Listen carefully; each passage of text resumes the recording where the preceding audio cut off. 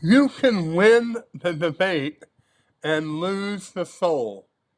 I've actually watched it happen.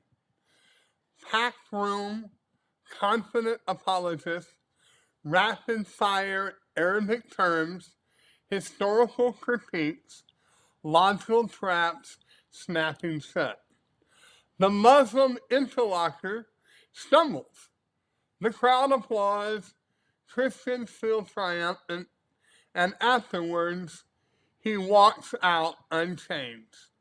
No questions about Christ, no trembling over sin, no hunger for grace, just intellectual bruises. We won the exchange, but heaven did not rejoice. That's the danger. Apologetics can quickly become performance, and performance is intoxicating. You feel sharp, impressive, in control. You dismantle objections, expose contradictions, collect clips, build a platform. And if we were honest, sometimes we don't actually want conversion. We want validation. We want to be seen as strong, unshakable, and unbeatable. What if your strongest argument has been masking your weakest proclamation? If I've had conversations where I've answered every objection and walked away realizing I never clearly preached Christ, and when that realization settled in, it didn't feel powerful, it felt hollow. Because I hadn't failed intellectually, I failed missionally. Most Muslims are not primarily listening to see who wins. They are listening for coherence. They already believe God is merciful. But is he just in a way that truly satisfies justice? Is he just in that way? They already believe in judgment, but where is assurance? They already believe in revelation, but can God draw near without compromising his holiness? They are asking, do justice and mercy actually meet? Is forgiveness certain or merely hoped for? Is salvation secured or still being weighed?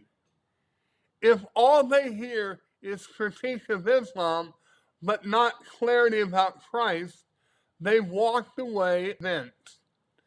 There is a difference between polemics and proclamation. Polemics, when not done right, can actually tear down. Proclamation of the gospel raises the dead. Polemics can expose error, but proclamation reveals glory. Polemics may win arguments, but only proclamation saves. Paul did not say, I resolve to master rebuttals. He said, I resolve to know nothing except Jesus Christ and him crucified. This is not anti-intellectual. It is a cross-centered faith. So what does clarity actually sound like? Hear the gospel plainly. God is holy, perfect, and just, and he created us to know him. We have sinned, not merely made mistakes, but we've rebelled. We stand guilty before a righteous judge. God's justice demands judgment. God is also merciful. In love, the Father sent his Son, Jesus Christ, who is fully God and fully man.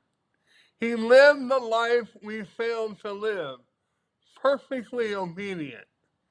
Then he went to the cross, not as a victim, but as a substitute. On the cross, Jesus absorbed the wrath we deserved. He did not sweep justice aside, he exhausted it. 3 days later, Jesus rose from the dead, proving sin was paid for and death was defeated. Now God commands all people everywhere to repent and believe, not trust in works, not hope your scale tips in your favor, not attempt to balance your record, but rely entirely on Christ. You see, forgiveness is not earned. It is granted because the penalty was paid in full. Righteousness is credited. Salvation is secure. That is clarity. And this is what Muslims need to hear. Yes, answer objections.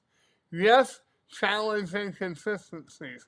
Yes, think carefully and argue carefully. But never let critique replace proclamation. Because the stakes are eternal. Muslims do not need to see how clever we are. They need to see how sufficient Christ is. If you are a pastor, a Christian apologist, a missionary, or a Christian who regularly engages Muslims, you felt the pressure. You walked away wondering, did I just win a point, or did I make Christ clear? We need training that keeps the cross central, even in confrontation. And that's why in 2026, I'm creating an advanced class that is Advanced Islamic Apologetics and Gospel Clarity. Not to train performers, but to train proclaimers. Inside this training, you will learn how to expose Islamic theological tensions without drifting from the gospel, transition from objection to proclamation naturally and confidently, articulate substitution, assurance, and incarnation in ways Muslims actually understand. Keep every conversation driving toward Christ crucified and risen. Because arguments don't save, Christ does. If you want confidence without pride, precision without performance, and conversations that leave Christ unmistakably clear, then join me. Join me. Let's stop merely winning arguments and start seeing heaven rejoice.